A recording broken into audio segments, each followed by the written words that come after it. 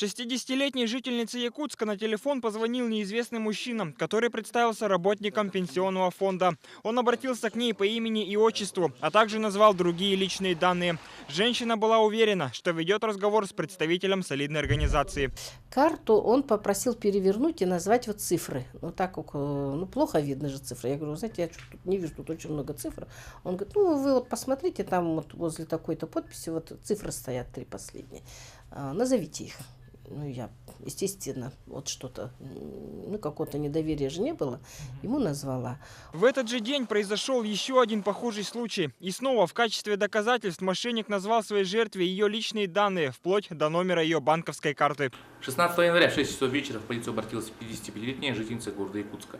С сообщением о том, что неизвестные с ее банковской карты тайно похитили деньги в сумме около 40 тысяч рублей.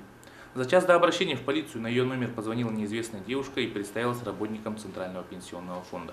В пенсионном фонде о подобных случаях знают. К ним регулярно поступают звонки с жалобами от граждан о похищении денежных средств. Работники пенсионного фонда не звонят по телефону и тем более не спрашивают личные данные граждан. У нас по республике Саха-Якутия в отделении нету даже колл-центра. Так что никаких обзвонов быть не может. С начала этого года в Якутске уже зафиксировано 4 подобных эпизода мошеннических действий. При этом номера телефонов, с которых звонят злоумышленники, зарегистрированы в других регионах. Как правило, мошенники пользуются доверием и наивностью граждан, поэтому не стоит спешить выполнять инструкции, полученные в подобных СМС-сообщениях, а также от звонков незнакомых лиц, в особенности, если это касается вашей банковской карты или других реквизитов.